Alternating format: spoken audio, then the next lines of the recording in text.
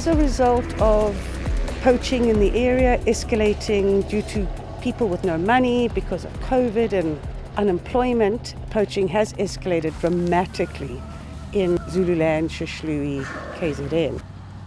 So as a result, we have had to immediately dehorn to the best we could do to try and protect the rhino.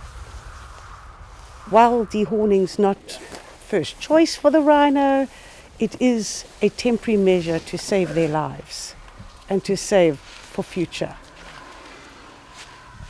But we'll grind it down. Our little 2-year-old Bingo had a bullet hole about a month ago, we found. He is well, he has survived, but he did have a bullet scar. Nobody wants to come to a rhino reserve and not see rhino. International people are traveling all over the world to come to South Africa to see the famous white rhino and the famous black rhino. And all they want to do is have a photograph with the rhino. You know, a tourist taking a photo with a rhino without a horn is so much better than a photo of a dead rhino or no rhino at all. The rhino really is what makes KZN the rhino province. It's who we are, it's what we do, and it's our number one marketing attraction to bring international travellers to our country, to our province, to our lodge.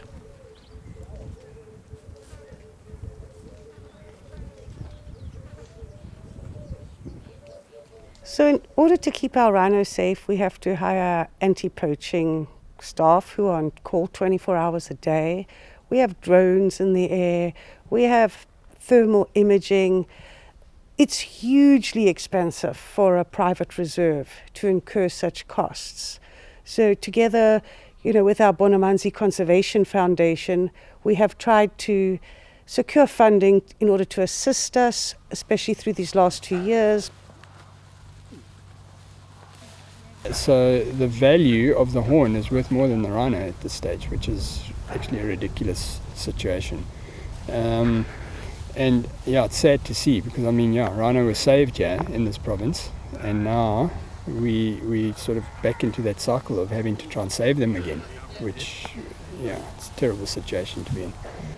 Because right now the rhinos, protection's costing them a lot of money, and there's no reward actually, apart from having the rhino. But financially, it's very difficult for the reserves.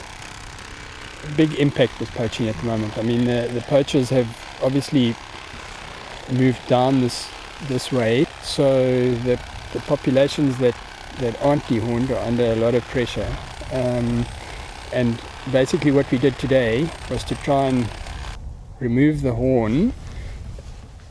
So you can do that safely for the rhino, and just leave as little as possible so that they're not a big risk for poaching. So it's basically a risk and reward. So if there isn't much horn left, then the risk is still the same to do poaching, but the reward will be much less, and so hopefully that will prevent these animals from being targeted here. If the word's out there that these rhino have all been dehorned, then obviously it's not a great target, because they're not going to get much if they do poach any of these. And them all being done, they know that it's not worth coming here. So I'm one of the vets here today, working with Dr. Trevor and the ground crew, and we're here busy finding rhino to remove the horn to try and combat the rhino poaching crisis. So one of the attempts to save their life involves removing the rhino horn, and unfortunately we actually came across a female rhino this morning that had a bullet wound. So obviously poachers have been here targeting the rhinos. This poor rhino had a bullet wound. Fortunately it exited, so it wasn't lodged in the rhino, so it was still wounded, so we treated her with some antibiotics so it doesn't get infected. And she seemed to be okay, but that obviously gives you an idea about the impact and the urgency and the situation that the rhinos are in right now.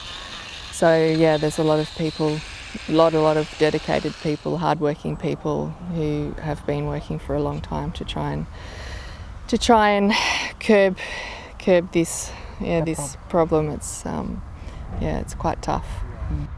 And I think it's important that the whole world actually at least has some awareness, because I speak to people that they have no idea, why are you taking the horn off the rhino? And it's like, well, I'm trying to save its life, and unfortunately that's the drastic measures that you need to take.